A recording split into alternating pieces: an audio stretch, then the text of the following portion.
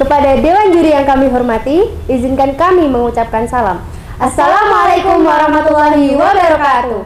Shalom, Om Swastiastu, Namo Buddhaya, salam kebajikan dan salam sejahtera bagi kita semua.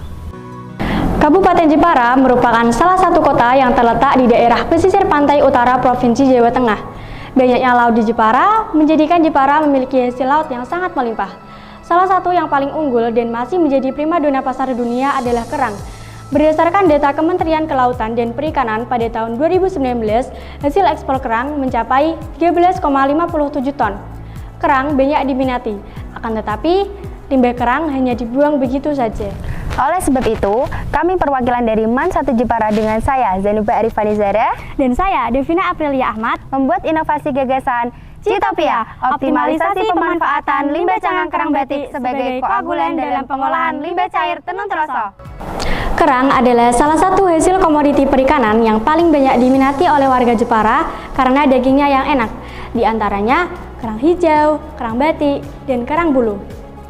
Berdasarkan wawancara peneliti terhadap penjual olahan kerang di Jepara, jenis kerang yang paling banyak diminati oleh warga Jepara adalah kerang batik.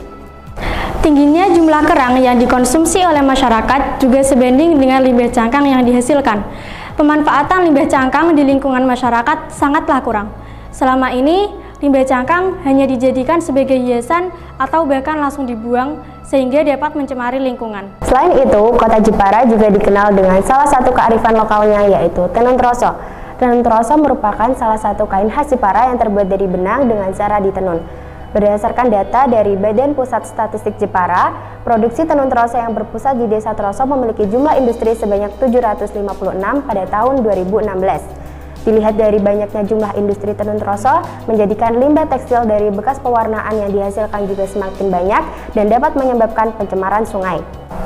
Menurut Siwi 2021 mengatakan bahwa Sungai Troso tercemar limbah tenun troso, sehingga warna air sungai di Desa Troso selalu berubah sesuai dengan warna yang digunakan pada saat proses produksi.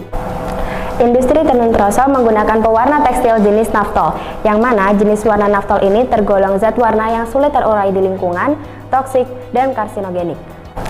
Maka dari itu, sebagai upaya dalam mewujudkan Sustainable Development Goals, kami memanfaatkan limbah cangkang kerang batik menjadi koagulen dalam proses penjernihan air limbah tenun troso untuk menurunkan konsentrasi zat warna naftol. Lebih lanjut pada penelitian ini akan didesain bak koagulasi yang efektif dan ramah lingkungan untuk pengaplikasian pada limbah tenun troso. Berdasarkan penelitian terdahulu pada penelitian Sinardi dan kawan-kawan tahun 2013 berhasil mengkarakterisasi dan mengaplikasikan kitosan dari cangkang kerang hijau sebagai koagulan penjernihan air. Dan pada penelitian Siwi 2021 berhasil melakukan uji toksisitas limbah tenun troso pada udang galah dengan metode Whole Effluent Toxicity. Sementara itu, inovasi Citopia terletak pada penggunaan cangkang kerang dan metode penjernihan airnya, serta pada penelitian terdahulu hanya dilakukan dalam skala laboratorium dan belum didesain bak koagulasi. Dewan Juri dan teman-teman, cangkang kerang mengandung kitin hingga 14-35%. Kitin dapat diubah menjadi kitosan. Purwaningrum menyebutkan bahwa kitosan memiliki pori-pori yang mengandung situs-situs aktif sehingga dapat mengikat zat warna, yang artinya kitosan dapat digunakan sebagai bahan koagulen dalam penjernihan air. Tahapan yang dilakukan yaitu isolasi kitosan limbah cangkang kerang batik menjadi koagulen dan pengaplikasian kitosan dalam proses penjernihan air limbah tenun troso. Pembuatan kitosan terdiri dari dua tahapan yaitu isolasi kitin dan pembuatan kitin menjadi kitosan. Untuk tahapan isolasi kitin meliputi deproteinasi, demineralisasi, dan depigmentasi. Lalu, apa yang dimaksud dengan deproteinasi, demineralisasi, dan depigmentasi? Deproteinasi dilakukan untuk menghilangkan protein menggunakan larutan NaOH. Demineralisasi yaitu proses menghilangkan kandungan ion-ion mineral menggunakan larutan HCl, dan depigmentasi yaitu tahap penghilangan warna menggunakan larutan NaOCl. Pembuatan kitosan dilakukan menggunakan metode Knorr 1982 yaitu dengan menambahkan NaOH. Untuk mengetahui keberhasilan kitosan dapat dilakukan dengan beberapa analisis. Yang pertama yaitu uji FTIR untuk mengetahui gugus fungsi pada kitosan hasil isolasi. Hasil FTIR akan menunjukkan adanya gugus fungsi OH dan NH. Sementara itu, dapat diamati menggunakan SEM untuk mengetahui bentuk morfologi pada kitosan yang telah berhasil dibuat. Selanjutnya yaitu pengaplikasian kitosan pada proses penjernihan air dilakukan menggunakan desain alat sebagai berikut. Bak koagulasi terdiri dari dua buah bak. Bak pertama berisi air limbah tenun troso yang belum dikoagulasi dan bak kedua berisi air limbah tenun troso yang sudah dikoagulasi yang disambungkan dengan pipa yang di dalamnya terdapat alat penyaring.